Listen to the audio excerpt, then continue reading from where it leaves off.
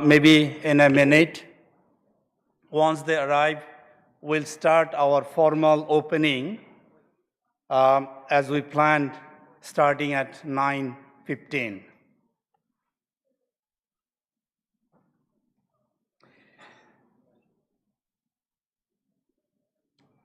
Friends, colleagues, our dignitaries for the opening session of 9th APAN Forum is arriving. So maybe you can give a round of applause for all of them as they are arriving.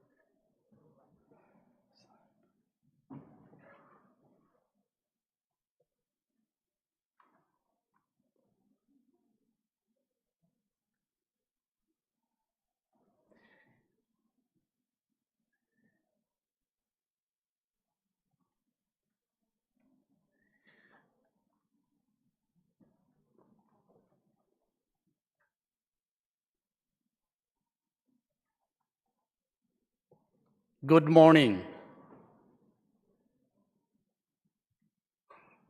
May I request you to take the seat, and if you kindly put your phone in a silent mode, we'll appreciate it very much. My name is Muzaharul Alam. I am the Regional Coordinator for Climate Action Program of UNEP. I also head the Secretariat of Asia Pacific Adaptation Network.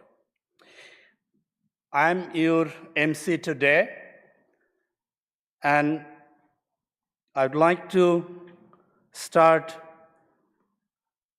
appreciating your participation and your excellencies, ladies and gentlemen, distinguished participants. On behalf of the organizers, the co-hosts, the supporters, advisory committee members, the 4 system leads, and more than 40 the technical partners, a warm welcome to the 9th Asia Pacific, the Climate Change Adaptation Forum. The theme of this year's forum is Resilience for All, Catalyzing the Transformational Adaptation.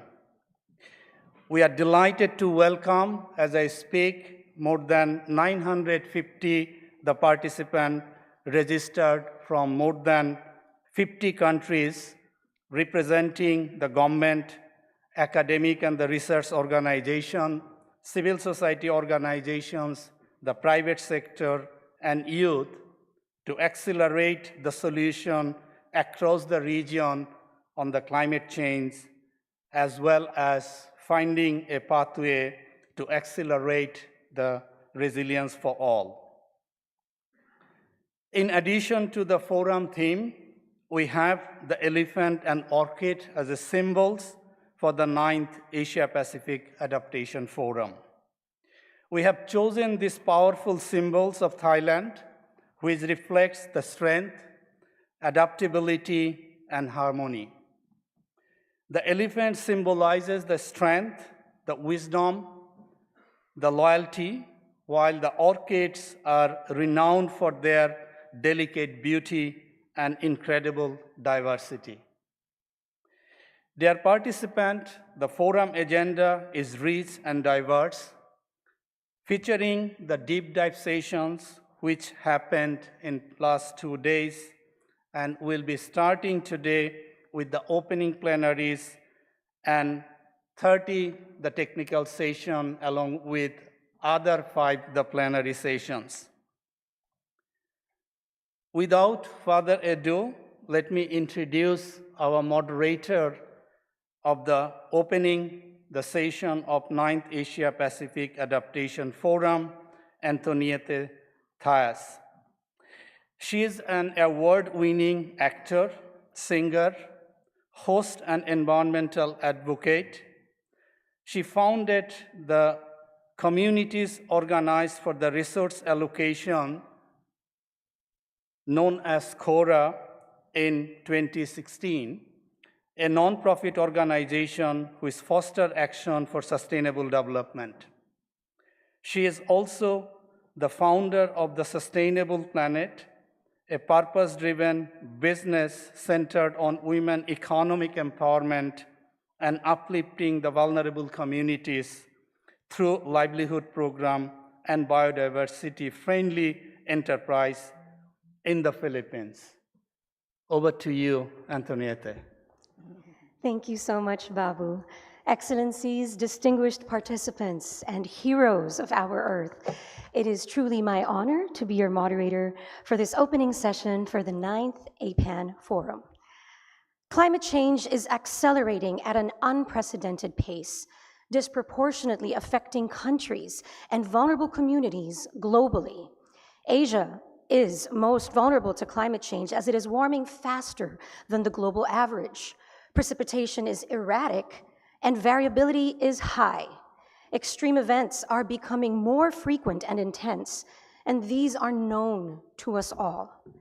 Actions are being taken at all levels, but adequacy of action does not sync with needs. Further, traditional adaptation measures are proving insufficient in addressing the systemic and long-term impacts of climate change. Parties to the Climate Change Convention recognize that efforts towards reducing vulnerability and enhancing adaptive capacity and resilience to climate change should be strengthened, including long-term transformational adaptation. Now, this requires a fundamental shift in policies, practices, and mindsets to create resilient societies and sustainable development pathways. Now, transformational adaptation also goes beyond incremental responses, focusing on large-scale systemic changes that reshape economic, social, and governance structures to withstand climate shocks and stressors. Under the theme, Resilience for All, Catalyzing Transformational Adaptation, this forum sessions will explore key entry points in the 5 key enablers to catalyze transformational adaptation. You will hear more from our distinguished opening session speakers. I am now honored to begin by inviting Dechen Sering, Regional Director of UNEP Office for Asia and the Pacific, to deliver our welcome remarks that highlight the importance of the 9th Asia-Pacific Climate Change Adaptation Forum.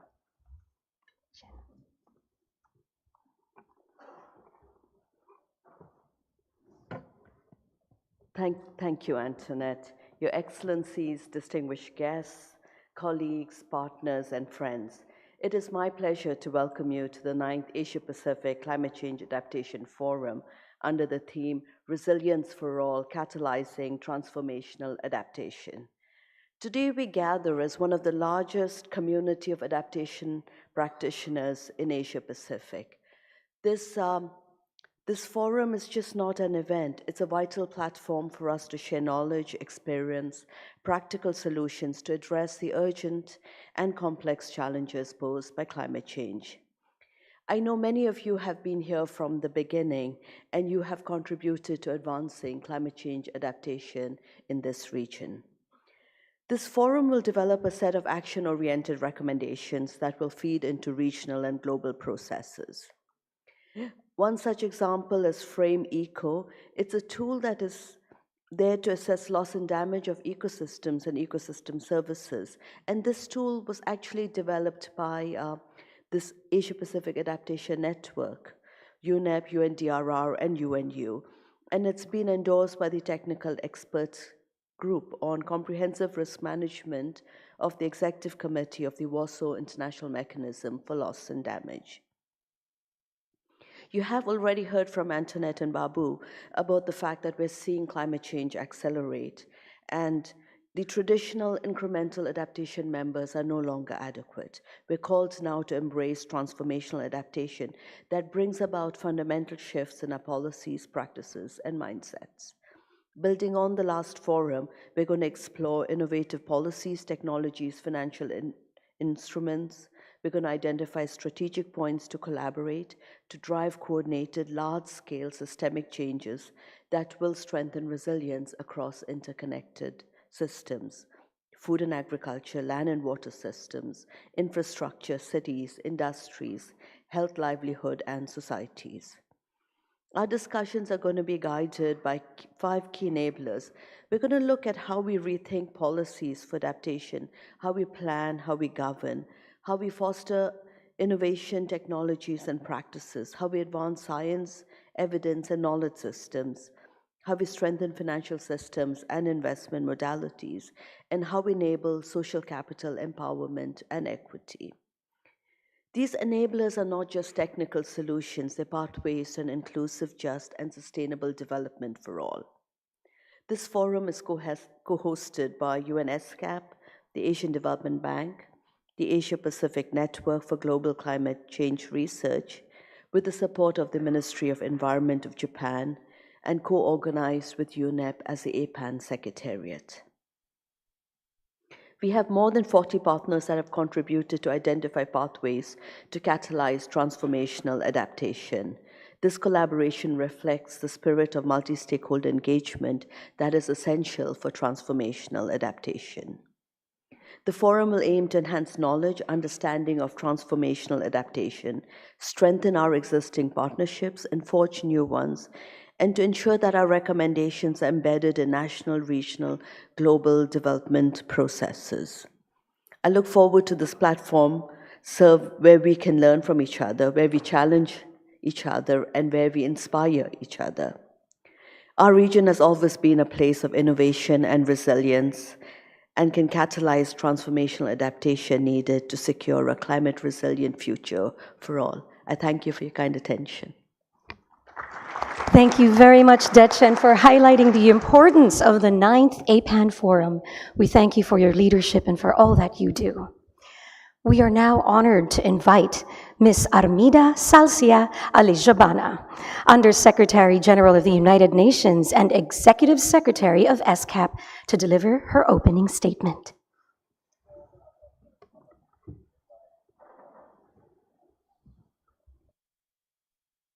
Excellency, Mr. Doi Kentaro, Vice Minister of Environment of Japan, Excellencies, distinguished delegates, experts, colleagues, and friends. It is my great pleasure to join you at the 9th Asia-Pacific Climate Change Adaptation Forum. Allow me to thank the organizers and all participants for your commitment to advancing resilience in our region. Asia Pacific is the global epicenter of natural hazards, accounting for over half of the world's recorded disaster events. According to our Asia Pacific Disaster Report 2023, annual disaster losses now average around $924 billion or equivalent to 2.9% of our regional GDP. Nearly 2/3 of these losses are caused by water-related disasters, including floods, tropical cyclones, and prolonged droughts. These figures underscore the urgency for action as climate change continues to exacerbate both the intensity and frequency of disasters. Despite some encouraging progress in reducing the number of fatalities and missing people, as noted in the midterm review of the Sendai Framework on Disaster Risk Reduction, direct economic losses continue to rise. Business as usual is no longer an option, with the planet reaching the 1.5 degrees threshold last year for the first time on record. Thus, incremental adaptation alone cannot keep pace with this scale of risk. The way forward is clear. Our region must embrace transformational adaptation. May I take this opportunity to highlight 3 priorities for catalyzing this action or the transformational adaptation. First is that we need to mainstream transformative adaptation and integrate risk-informed climate action across all sectors. We must move beyond siloed and incremental responses and integrate climate resilience into the very fabric of our development planning. This means simultaneously investing in nature-based solutions, building climate-smart infrastructure, and deploying innovative technology-driven strategies. A solid evidence base is essential for this. Through our Risk and Resilience Portal, we provide countries with cross-sectoral disaster and climate risk analysis, high-resolution mapping, and contextualized impact assessment to enable smarter, more targeted assessment or investment. Second, we need to invest in people-centered multi-hazard early warning systems. We must ensure that every society and persons in our region is covered by life-saving early warning system. The UN Secretary-General's Early Warning System, or Early Warnings for All initiative, provides the global mandate and requires strengthening regional as well as a tailored evidence-driven early warning system, particularly for those in high-risk, low-capacity countries. Through our multi-donor trust fund for tsunami, disaster, and climate preparedness, we are supporting this goal by strengthening collaboration, evidence-based preparedness to transboundary hazard. And finally, disaster risk financing needs to be increased dramatically, significantly. None of this is possible without the requisite financing. The current level of transformative adaptation finance falls short of what is needed by about $145 billion US. In a constrained fiscal environment, we must recognize that investment in preparedness are far more cost-effective than spending on post-disaster recovery and response. We must galvanize powerful partnership across government, private sector, local communities, all stakeholders to scale up financing mechanism.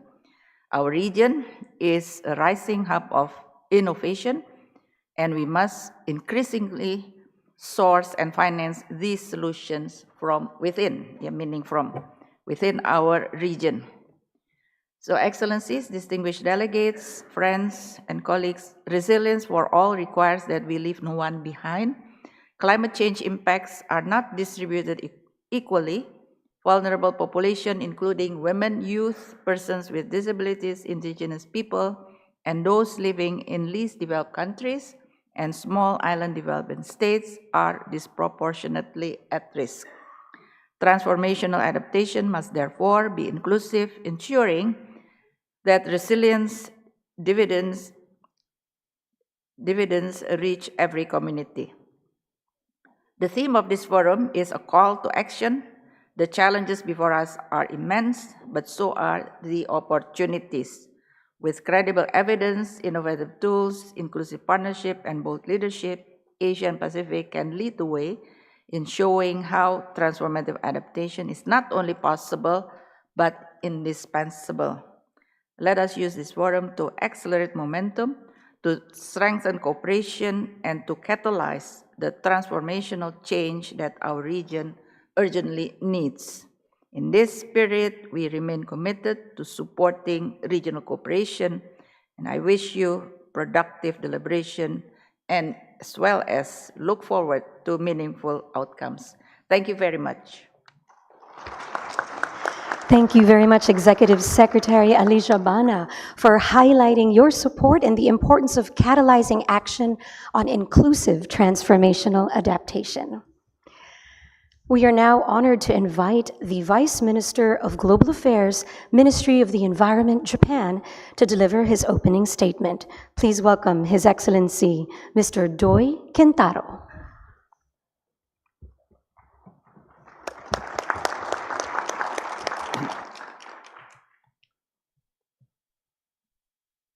Honorable Ministers, Your Excellencies, distinguished guests, ladies and gentlemen, good morning. On behalf of the Ministry of the Environment of Japan, it is a great pleasure to speak at the opening session of the 9th APAN Forum. I would like to extend our sincere gratitude to UNEP for its dedication in supporting the daily activities of APAN as Secretariat and for hosting this forum. I would also like to thank co-hosts ADB, ESCAP, APN, and all the partner organizations for their hard work. As a main donor supporting APAN's activities since its establishment, Japan is pleased to see this forum grow to become one of the largest events on adaptation in the Asian Pacific region.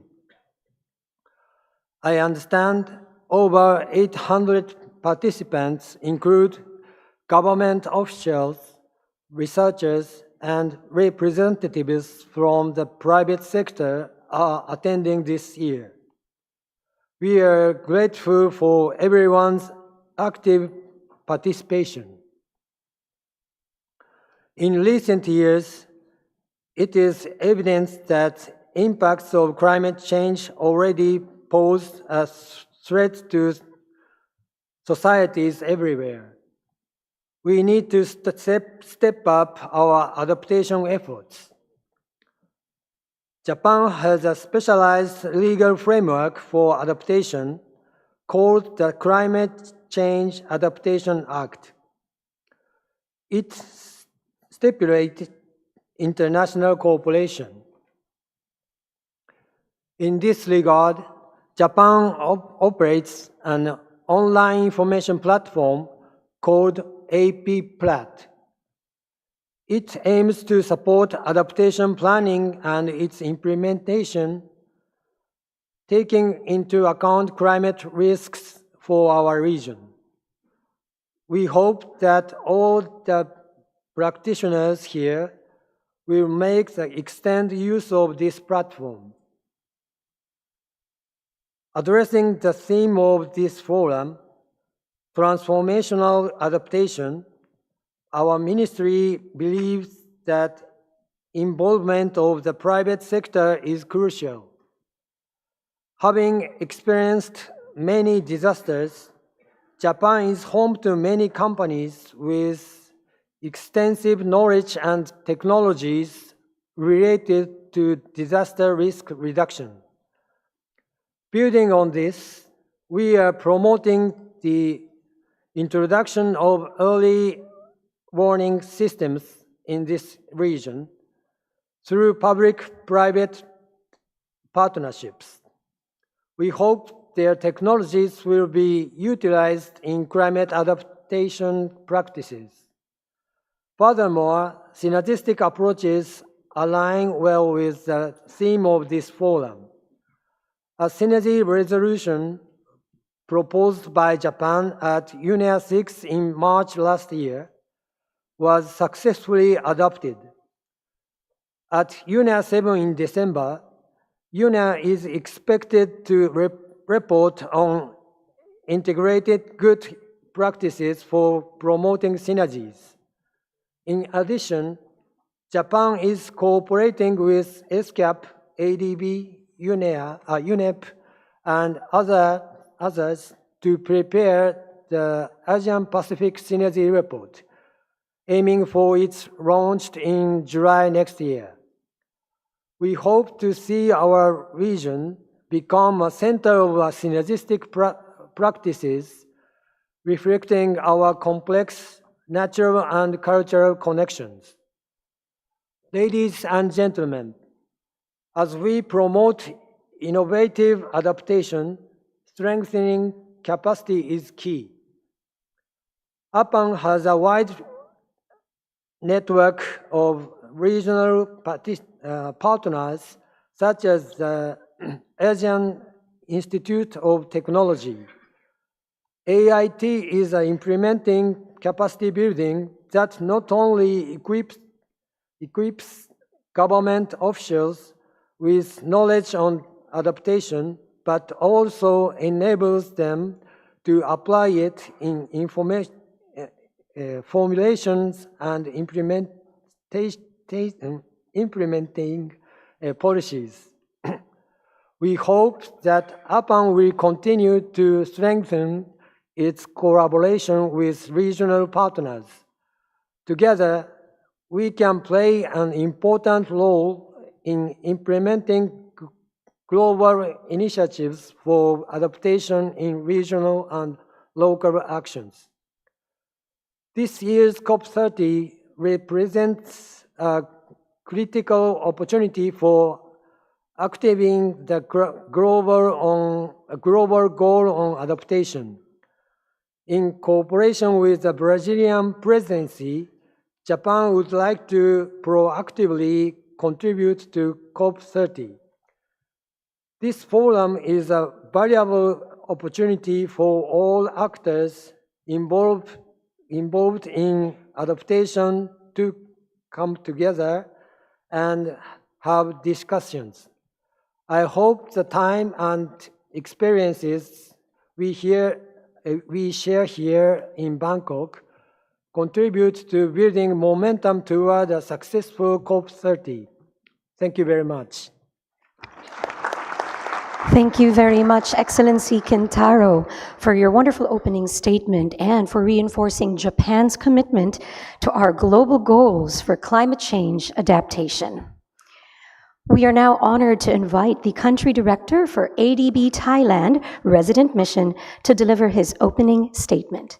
Please welcome Mr. Anuj Mehta.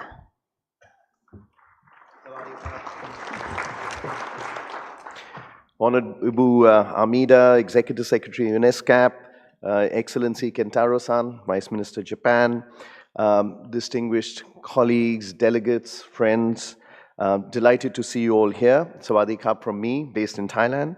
On behalf of the Asian Development Bank here in Thailand, it is a great honor to be with you here today at the 9th APAN Forum, learning the acronym quickly. We are proud to be a founding partner of APAN, which as a network has stood the test of time and continues to be one of the largest platforms bringing adaptation practitioners together. I want to focus on three specific things, three takeaways, I think, from why we as ADB think adaptation is so important today, perhaps more than anything else. And if I can say what those are before I go into those points, scale and time, big issue. Number two is innovative catalytic finance. I think that's a second takeaway. And the third is systemic transformation. Talking about these three things, so scale and time. So I think, certainly for those of us who live in Thailand, we've seen the hottest days on record in Thailand already. We've seen devastating floods over here, not just in 2011, but already again this year, we've seen the impacts of floods in different parts of Thailand and indeed the region. So the science is clear, but our eyes are even clearer. The impacts are there already in terms of climate change, and these will only increase in the future, transferring from a micro level to macro level on people, livelihoods, health, water, infrastructure, indeed the economies of the countries as a whole. Investments, therefore, in climate adaptation are more urgent than ever before. While the solutions are mostly known, they tend to be small scale. They tend to be disaggregated. So we've not been seeing the scaling up of solutions for adaptation, which are necessary and required to be done very quickly. Therefore, there is a need for us to gather as a community to bring all stakeholders together. Just a few days ago, I was looking at the estimate for the projected increase in rainfall intensity, 40%. So if you're talking about floods today, that increase in intensity of 40% means that this is going to get worse. This is an urgent issue where we need to scale up and in time. Number two, catalytic finance. So based on our own assessment, ADB's assessment, developing countries in Asia and the Pacific need 100 billion plus per year to 2030 just for adaptation. The flow for adaptation is less than 10% of the needs. If I look at my country, Thailand, where I am now, adaptation investments are less than perhaps 1% of the finance that is flowing into adaptation over here. It is therefore imperative for us to catalyze private capital to meet the financing gap. It's a huge financing gap. Now, there are examples of things that have already happened. So this is not just a call for things to happen, but a call to scale up. We've already seen in Thailand a work, for example, on the sustainability-linked bond last year, almost $1 billion. It was 3 times over-demanded or oversubscribed. So the tools are there. We need to use our de-risking money from development finance to catalyze private capital in quickly. It's desperately needed for adaptation. There are a number of initiatives at ADB which are helping to scale this up. We have a fiscal resilience initiative working with ASEAN countries to embed adaptation into the fiscal planning processes at the national levels. We have climate adaptation investment planning programs which are working with Bangladesh, Bhutan, Cambodia, and Nepal to develop that holy grail, bankable adaptation projects, very critical. And then the third one I want to focus on is the Nature Solutions Finance Hub. I think it's the first platform which was created, which is talking about nature-based solutions and catalyzing finance. It's a platform which ADB launched with partners at COP28 and is already building a pipeline of projects here in Thailand and Philippines and so on. Third is systemic transformation. So if we have to sustain the scale-up of ideas, the flow of money, eventually the third part is systems, institutions, behavior needs to be changed. We need to mainstream adaptation and adaptation finance into national governments, ministries like agriculture, but also into city-level governments. This is, of course, the key aspect to sustaining all of this. Very much in line with the APAN theme of resilience for all, catalyzing transformational adaptation. There are a number of projects and approaches that ADB is already doing, policy-based lending support in Mongolia, Philippines, Bangladesh, which is looking at policy reforms to unlock barriers for private capital, accelerating atoll adaptation, which is being done in the Marshall Islands to undertake investments in coastal resilience, and the Coastal Resilience Partnership Program, where we are working with Laos, PDR, and Timor-Leste, looking really at that issue of institutional setup. We've also got a clean air initiative, which is starting with Thailand and ASEAN countries, again looking at institutions, finance, and programs. So, bringing it all together, there are good examples of both finance initiatives and projects being done by ourselves and our partners over here in different parts of the world. We need to scale them up. We need to scale them up quickly. We stand ready to share, innovate, and of course, catalyze the finance needed into really mainstreaming adaptation finance for all our member countries in the region. Thank you very much. Khap kun krap. Thank you very much for your opening statement, Mr. Mehta, and for sharing the importance of scale and time, innovative adaptive finance, and of course, systemic transformation. We are now honored to hear from the National Focal Point for Thailand, APN for Global Change Research, and Senior Advisor to the National Research Council of Thailand. Please welcome Dr. Montip Sriratana Tabukanon. Sawadee ka. Honorable Ibu Amida Sashia Alishabana, Executive Secretary UNESCAP, His Excellency Mr. Doi Kentaro, Vice Minister of Global Environment Affairs, Japan, Dishen Turling, Regional Director, UNEP Asia and the Pacific Office, and Mr. Anush Mehta, Country Director for ADB Thailand, Resident, representative of partner organizations, distinguished colleagues and friends. It is my great honor as Thailand National Focal Point to welcome you to the 9th APAN Forum on behalf of the Asia Pacific Network for Global Research, or APN, and as a proud citizen of Thailand, it gives me great special pleasure to welcome the forum back to Bangkok, the very place where it all began in 2010. Looking back to that first gathering, I recall the energy and commitment in the meeting hall, scientists, practitioners, civil society leaders, government officials, regional agencies, global institutions, and the private sector all came together with one clear purpose: to elevate climate change adaptation in our region to new heights. The early forums here in Bangkok help us define our path. We focus on mainstreaming adaptation into national development, raising awareness, strengthening capacity, and ensuring that resilience principle became part of development planning itself. Later in Colombo, we identified 5 action areas essential for advancing adaptation in our region. First, information and knowledge sharing. Second, capacity building. Third, access to finance. Fourth, access to technology.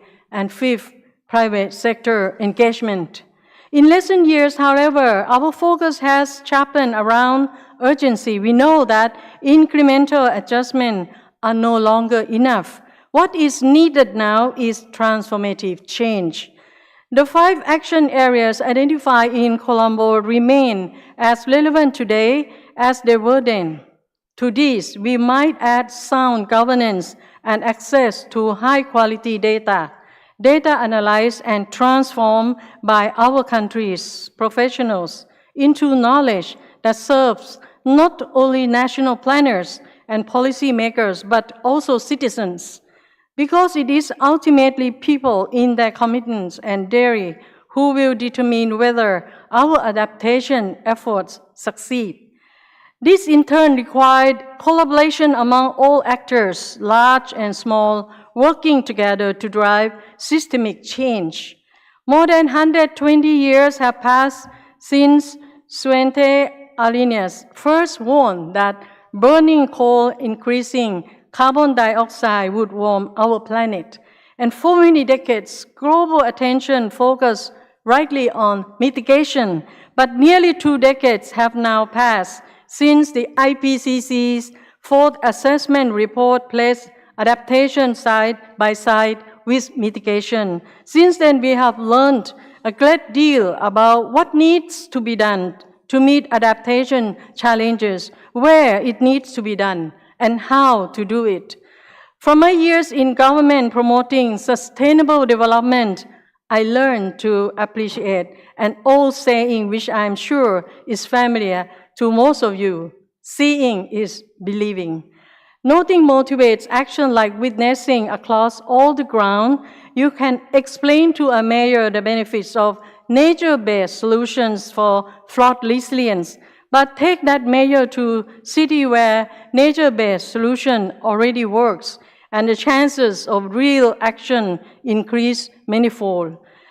This is why peer-to-peer learning grounded in real-life examples must remain a cornerstone of our work. And in fact, I would suggest that we double down on this, because peer-to-peer demonstration of what works accelerates adaptation more efficiently than words alone. In a similar spirit, I would encourage our scientific community to ensure that their climate change adaptation research is more closely aligned with the goals of the national adaptation plans and policies. Those who oversee the finance national research program can support this alignment by maintaining regular dialogue with scientists and by gently steering investments toward policy-relevant, practice-oriented research. In closing, let me affirm my strong support for the sense of urgency that brings us together. It is fitting that this forum determined to contribute to transformative change is here in Asia and the Pacific, a region acutely vulnerable to climate impacts and where the very survival of nations is at stake. Together, let us ensure that our discussions this week inspire action and that makes a lasting difference. Thank you. Thank you very much, Dr. Tabukanon. We truly appreciate your opening message, and thank you for reinforcing your commitment to elevating climate change adaptation to new heights in Thailand and the Asia Pacific. We are now honored to view a video that has been shared with us from IPCC Chair, Professor Jim Skea.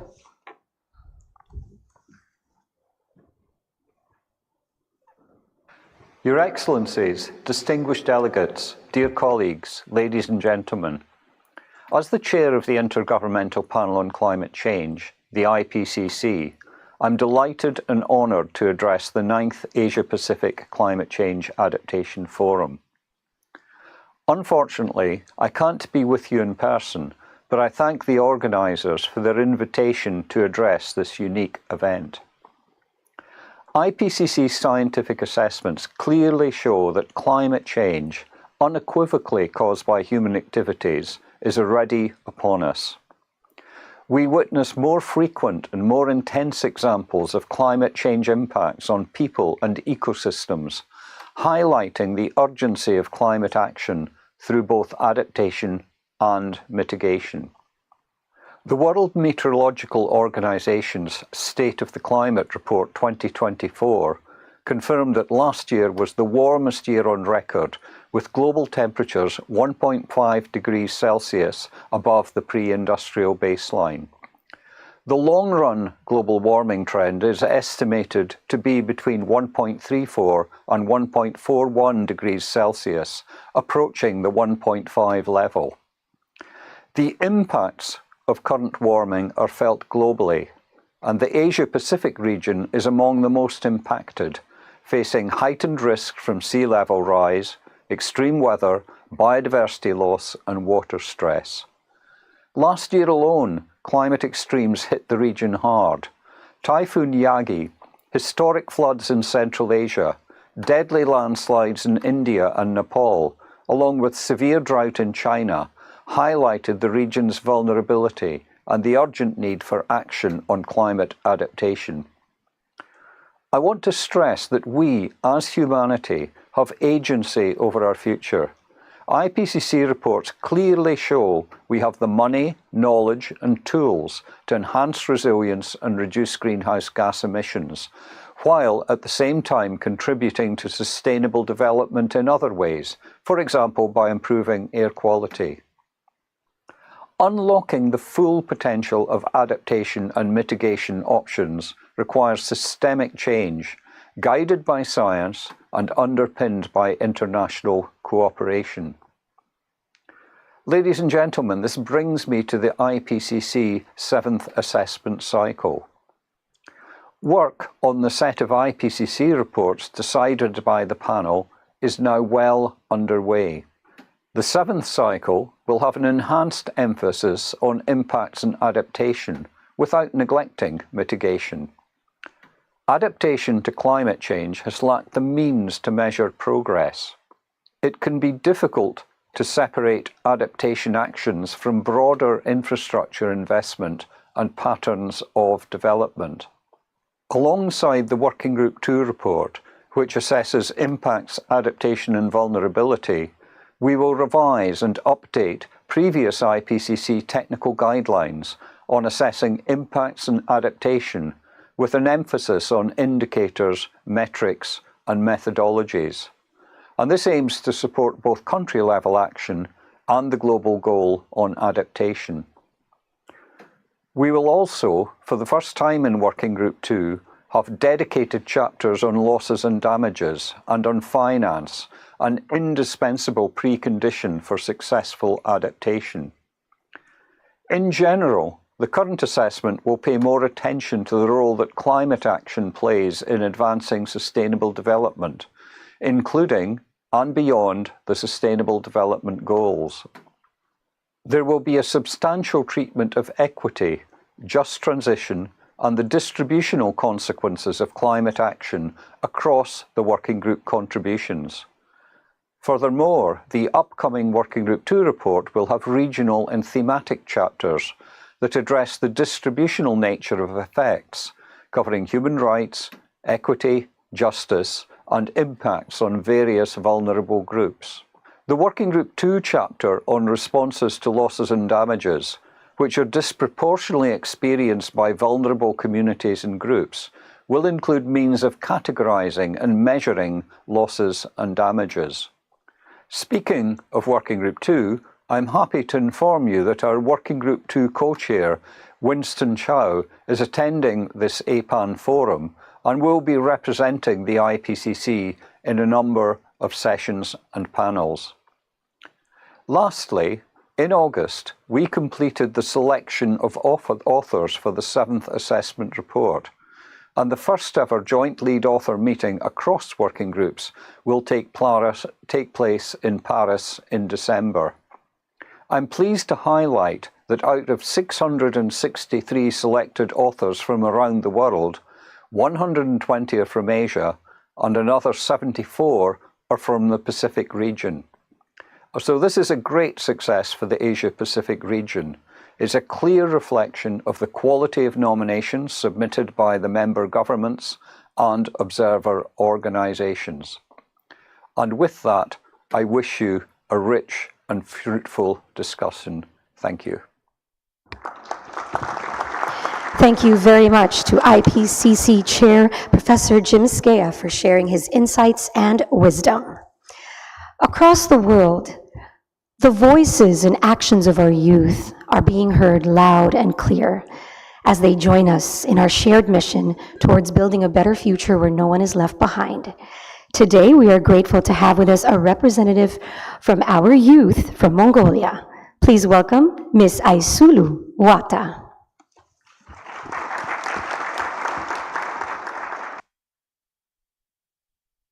Hi.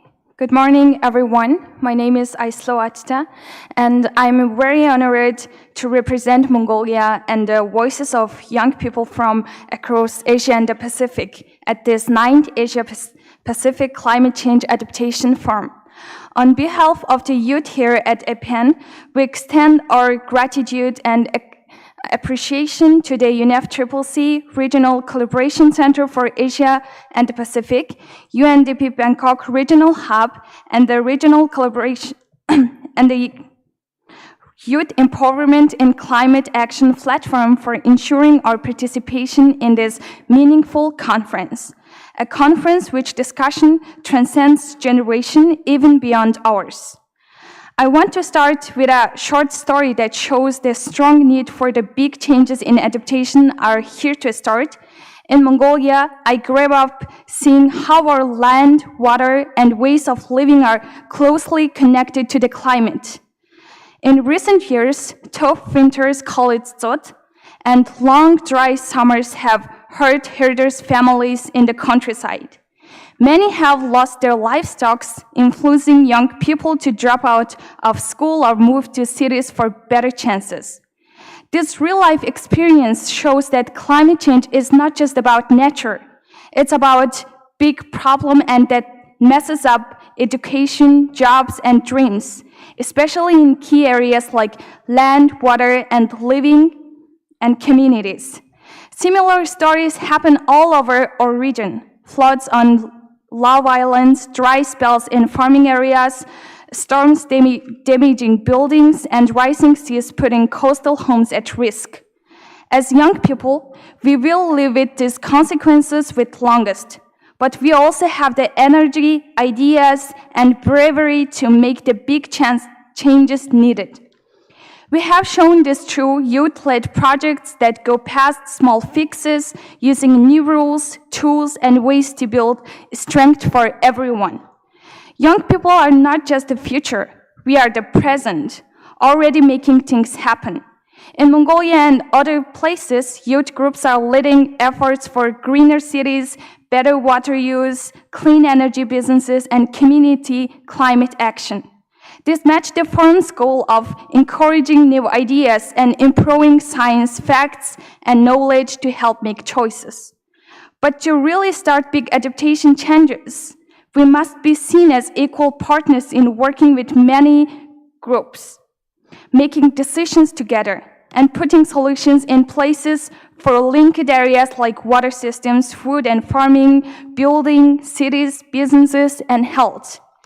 Meaningful inclusion is the key to this change. Not all young people have the same chances. Young women, indigenous youth, and those in rural or left out areas often face the biggest walls. For the true climate fairness, our work must give power to these voices, building community strength, fairness, and ways that include all while rethinking leadership, planning, and funding tools to grow investment in big changes. As we begin this forum with the theme, Resilience for All, Catalyzing Transformational Adaptation, let us promise to turn our stories into strong action. Let's learn from each other, work across countries, and use youth ideas to put in places large, lasting changes that create a fair, inclusive, and chance-filled future.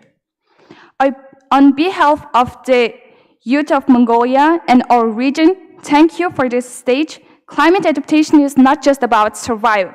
It's about empowerment and equity, and more importantly, about today, tomorrow, and our future. Thank you very much. Thank you very much, Ms. Aisulu Wata, for sharing that inspiring message with courage and conviction, proving and showing to us all how the youth hold a powerful force in true transformational adaptation, not just for future generations, but for the generations of today. We are now honored to invite our Director for Adaptation Division, UNEP CCC Secretariat, to deliver a keynote speech which focuses on the continuous change of rethinking adaptation across scale, agency, and time. Please welcome Dr. Youssef Nassif.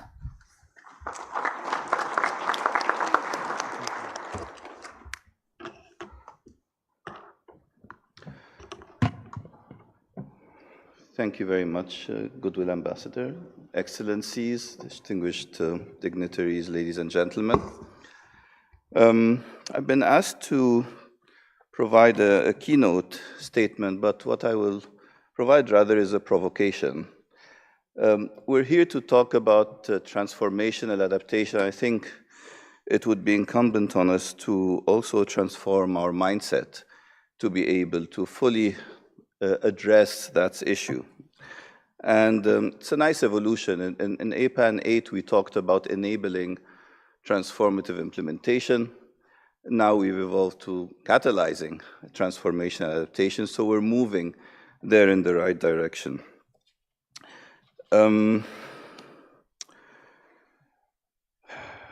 been in this process for a very, very long time and seen the evolution of how adaptation was dealt with in the international negotiations on climate change, I can discern three distinct phases through which the world has looked at adaptation. And I'll come back to this at the very end again.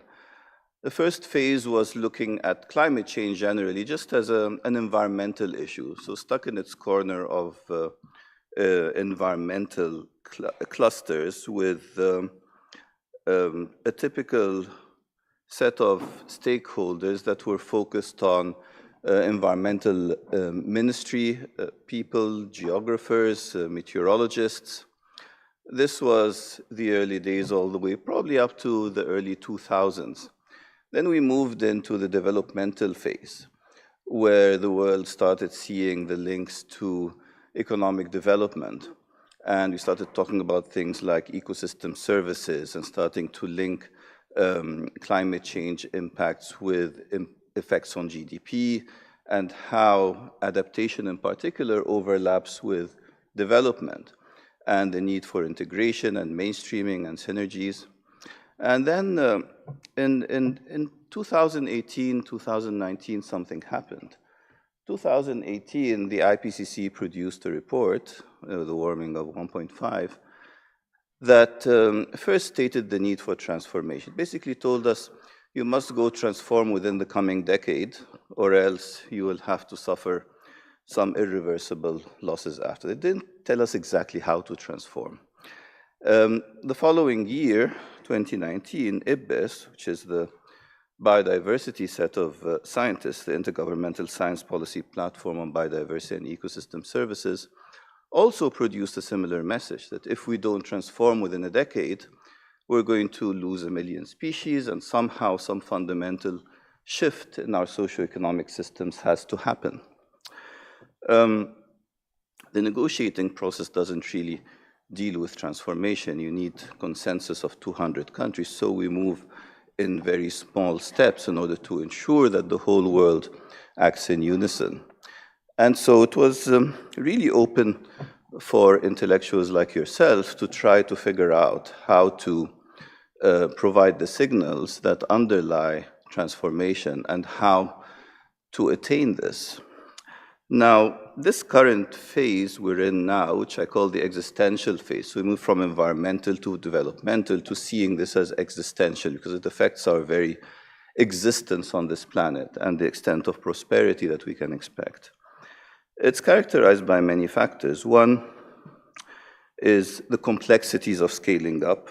Another is multi-level decision-making, the intricacies of transboundary implications, the need for long-term thinking within systems that possess an inherent bias towards short-termism, synergy across knowledge systems, because knowledge is increasingly residing outside of peer-reviewed publications, especially that we're driving a lot of it from indigenous and traditional communities, multiplicity of support systems because of the massive scaling up needed in finance, the elevated cognizance of trade-offs as we scale up and of maladaptation, the existence of blind spots and fears of what nonlinearity in climate impacts and cascades of impacts can bring about, and even questioning our core assumptions in well-established disciplines like economics, business, and international law, including attempts to monetize the unquantifiable, for example, in dealing with nature and in dealing with things like extinction. So these are all concepts that are coming to the fore as we look at transformation. And as mentioned by Antoinette, I'll try to address three interconnected continuums, or continua if you're a bit more Latin inclined. In so doing, I'll seek to challenge some of our givens that may have been true in the past but might need to evolve differently. And I hope that this is the type of forum that can start looking at this in a safe environment to push these intellectual boundaries and see whether what we believed yesterday to be a basic tenet has to change as we move towards a more transformative environment. So my first continuum is one of scale, and that's the story of doing incremental action or transformative action or both. And we've been talking in the past, up till now, about incremental versus transformative. So stop doing incremental and start doing transformational. And I think this understanding needs to be a bit more nuanced. We've produced a technical paper last year, a mandated one, so officially submitted to the UNFCCC negotiation, that actually looked at all the literature and the knowledge on transformation adaptation. And I think the outcome there, the main message, is that there is a continuum of optimal adaptation action all the way from incremental to transformation. There's no real dividing line or firewall in the middle. It's almost a continuum where the transformational component, as you move from left to right, increases. And so there's different combinations across that continuum. And one of the changes in our mindset there was instigated by our work on foresight and also the work on the global goal on adaptation, which was mentioned several times today. To my mind, a transformation of the question we ask is no longer what are we adapting to, but what are we adapting towards. It's a change of state from where we are now to becoming a resilient society, which includes visioning and backcasting. So you start with the end in mind. The global goal on adaptation includes visions of landing zones for 2030 and beyond. 7 thematic targets and 4-dimensional targets. It describes the landing zone rather than the actions. And that, I think, is very useful. And because of that, our thinking of how to measure progress is changing, because we're measuring progress as benchmarked by where we need to be, not where we were yesterday. And it is similar to what we do with mitigation, because we know where we need to be and we say we're this far from it. In adaptation, we didn't used to do that before, but I think now the thinking is evolving in that direction. And envisioning where we need to be, we obviously cannot silo climate change out of our developmental aspirations. And in visioning the developmental aspirations, the core central stakeholder there, I think, has to be the youth, because we're talking about the world that we are leaving for the youth. So Isulu, take note. In the next negotiating session, we will adopt indicators for the global goal on adaptation, COP30, and these visions of the landing zones for water, for food, for health, etc., are what will enable us to see, okay, to reach this for my country, there are transformations that have to happen because I'm going to attack the fundamental givens of how that system is structured. In other cases, it might be a simpler pathway that may be attainable through incremental measures. And so that's the nuanced view of how we will be looking at that transformation. The second continuum is one of agency, and by agency I mean the extent to which we will be focused on preemptive action versus reactive action. And I think there is really interesting. I used to be intrigued by looking at reports that, each dollar spent in advance saves anywhere between $4 and $30 in reactive costs, with the higher end being usually attributed to health measures. But then you read another media article that says this hurricane happened in whatever place and only 20% of losses were covered. So I asked myself, so how much of the losses should have been covered? 100%, or should we have reduced the risk from the beginning? And so you realize eventually that there's actually an optimal in between preemptive and reactive. You can't dispense with insurance altogether, or planned relocation, or social support. And that dichotomy, again, needs a bit of nuancing. So yes, your first billion in preemptive action might save 4 billion, but the second, third, fourth, the benefit becomes smaller and smaller, because there is an optimal balance between what you do in advance in risk reduction and what you can do as contingent action after an impact manifests itself. And there's a third category of loss acceptance for things that make sense not to reduce from the beginning. And these decisions aren't really purely economic, because each community has its own priorities, its own culture, its own values. Something that might not be worth much to a bank or even a Ministry of Economy might be worth a lot to the indigenous community living on a certain piece of land. And so that sense of prioritization and of optimization of the types of responses between what you reduce the risk for and what you apply contingent action for is something that is still very much evolving in our minds, but is challenging our basic assumptions that everything has to be, all risk has to be reduced to zero. The other element that applies here and is linked indirectly, and we're starting again to gain more cognizance of, is short-termism. Now, interestingly, climate change and actions thereon are very long-term things. We talk about 2050, we talk about 2100, but if you look at what we teach economics and business students, any economic decision-making is based or nuanced by the time value of money, discounting, temporal discounting over time. So any costs or benefits today are worth a lot more in these assessments than costs or benefits 50 years from now. These go down by a certain percentage every year in our assessments. And that works very much against intergenerational equity and against long-term thinking. That's what I meant when I said there are some fundamental assumptions in some of the disciplines that we teach people. Short-termism is not just economic, it's also psychological.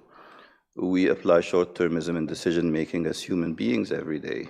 I mean, I ate a croissant this morning, not prioritizing what impact it will have on my heart 5 years from now or 10 years from now. If the impact was immediate, I'm sure I would have made a different decision. But all the time we are in cost-benefit analysis applying discounting, applying short-term prioritization, psychological, economic, political. There's so many forces that make it difficult to look into the long term. And when we talk transformation, we have to look at the long term. We have to look at future visions. We have to look at backcasting. So the thinking becomes very, very different. And it affects that optimization story we were talking about, if we're only looking at the short term as being more important than the long term. The third continuum I wanted to talk about is time. So I'm zooming out, and it sort of aggregates many of the things that I talked about before. And looking at the big history of adaptation, and again, looking at evolution but from a different perspective, in the 90s, adaptation was actually seen as a bad thing. It was seen as a way to escape mitigation. There was a fear that if you focused on adaptation, that would mean that you're providing a distraction away from greenhouse gas mitigation. That has evolved gradually, very slowly in the international system. And the first entry point to operationalize adaptation action within the climate change process was for urgent and immediate needs for the least developed countries. So that was sort of almost like a backdoor to start whetting the appetite of the system to accept adaptation. Now, it's very difficult to imagine this today when we have almost 1,000 people giving that opportunity and priority for adaptation, that there was a day when the mainstream opinion was not very supportive of doing that. And it evolved bit by bit from short-term, urgent and immediate to medium and long-term planning support in national adaptation plans. Then we started the concept of loss and damage from the Cancun COP, and all kinds of expert bodies working intersessionally to advance knowledge on adaptation, on loss and damage, on the role of indigenous peoples, and on coherence, the adaptation committee. So it grew considerably, both in terms of action, in terms of mindset, and in terms of support. So the early days, we would see what people used to call piecemeal support for adaptation, basically individual projects, not really connected to each other or connected to national policy, but which were creating a critical mass of people in countries that were gathering expertise on adaptation and interest and priority. Now, I think there's a very big move towards programmatic, towards national level approaches to adaptation. The national adaptation plans from countries are always endorsed by the top level political machinery in each country. And there are several mandates for their support. And of course, we are still considerably lagging behind the amount of support needed for adaptation. From the UNEP gap report, we have a range whose median is around $300 billion a year. Today, we have flows of $28 billion. So, as my colleague here said, we need a tenfold increase. It's very highly unlikely the tenfold increase will come from grants, and it would be economic suicide to make them come from loans. And so I often in finance brainstormings start by the question is, how can you increase finance for adaptation tenfold without the use of grants and loans? The first response is, are you crazy? But then afterwards, people start realizing, hey, there's so many innovative things that can be done, all the way from blending to several instruments, some of which have not yet been invented. But again, this is the type of forum where we can push these boundaries and see what kind of financial arrangements can be devised for that purpose.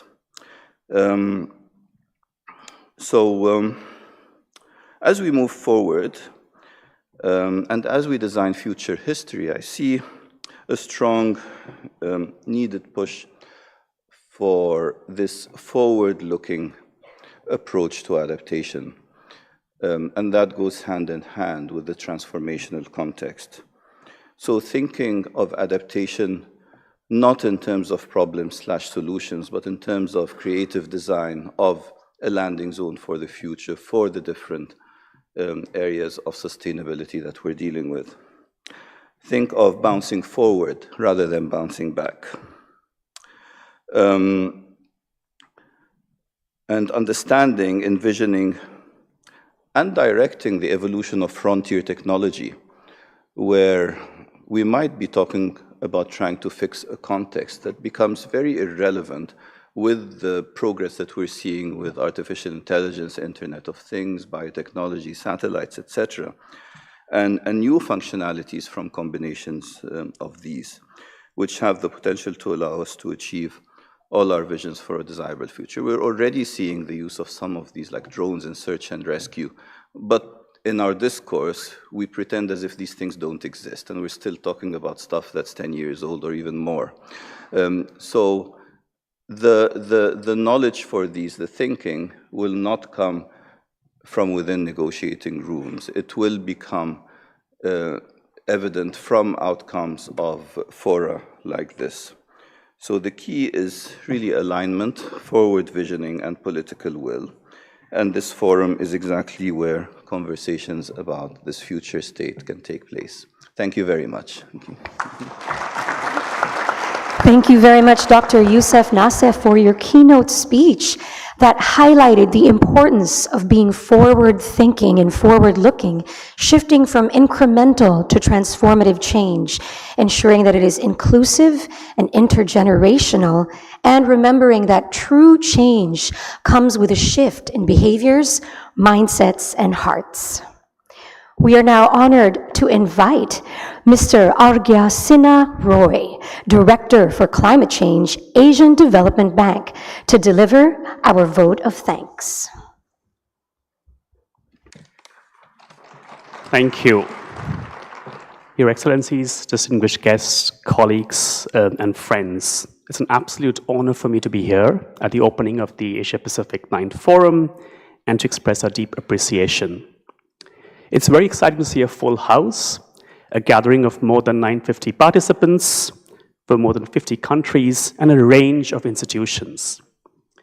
A gathering of this scale, depth, and diversity is only possible with the support of many institutions and individuals who worked for months in preparations put behind in organizing this forum. First, to begin with, I would like to express our deep appreciation to the organizers, the Asia-Pacific Adaptation Network and the Regional Office of the Asia-Pacific for the United Nations Environment Programme for the leadership in bringing us all together. So thank you so much. My sincere thanks to the forum co-hosts, namely the UNESCAP, Asian Development Bank, APN, and the support provided by Ministry of Environment for Japan. Thank you. Second, this gathering is only possible due to technical leadership and the guidance received from organizations and experts that helped curate the program of the APAN Forum itself. Special thanks to the 4 organizations who have been leading the 4 streams of the forum, namely FAO on food and agriculture systems, IUCN for land, water, ecosystems, and biodiversity, UNDP for health, livelihoods, and society, and ADB for cities, infrastructure, and industries. And also don't forget the support received from the members of the APAN Forum Advisory Committee, comprising of 12 experts on adaptation who have provided great support and technical guidance. Finally, I would like to thank every one of your presence at this forum. This demonstrates the commitment of all of us in pursuing the agenda for adaptation. As we heard from my esteemed guests just now, that adaptation is no longer a choice, and it's urgently needed. But we have to find the right balance to see what's working on the ground, and often it's a combination in the continuum of incremental and transformational adaptation. But we have to make sure that adaptation solutions are reaching scale and fast enough to make an impact on lives of people and communities.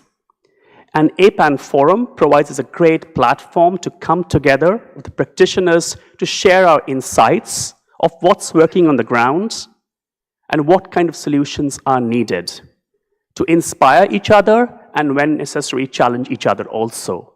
But at the end of the day, to make sure our collective efforts is really reaching the landing zone of making communities resilient for all. Thank you. Thank you very much, Mr. Arga Sinaroy. We are truly grateful for the support of the Asian Development Bank to the UN Environment Program and the APAN Forum. And that brings us to the end of our opening session. We are deeply grateful to our esteemed panel for sharing their opening messages and statements, and more importantly, for dedicating their lives to build a better future for all, where no one is left behind. I'm Antoinette Toss, Goodwill Ambassador for the UN Environment Program, truly grateful to have been your moderator, and pleased to turn you back over to our Regional Coordinator for Climate Action and head of the APAN Secretariat, Mozaharul Alam, or fondly known as Babu. Thank you. Let us give a big round of applause to all the opening session, the speaker, including our Goodwill Ambassador for moderating. We are going to close very soon, but we'd like to capture the good memories of the opening session. And I would like to invite all the opening session, the speakers, to come forward. We'll take the first photo, and then I will invite the dignitaries and the VIP sitting with us for the second photo. So may I request all the opening session, the speakers, to come forward for a photo.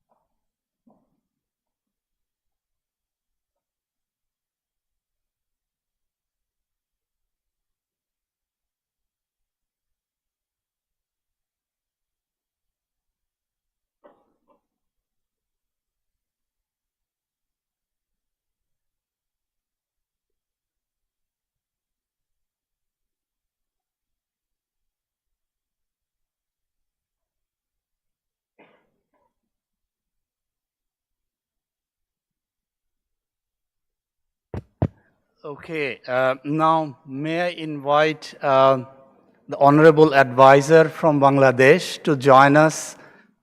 Please stay, Yusuf, please don't go away. This for the second photo with all of you. I know the Linda and the director from the APN is also in the room. Please join us. I hope the Winston from IPCC is also in the room. If you kindly come, please. Please join us.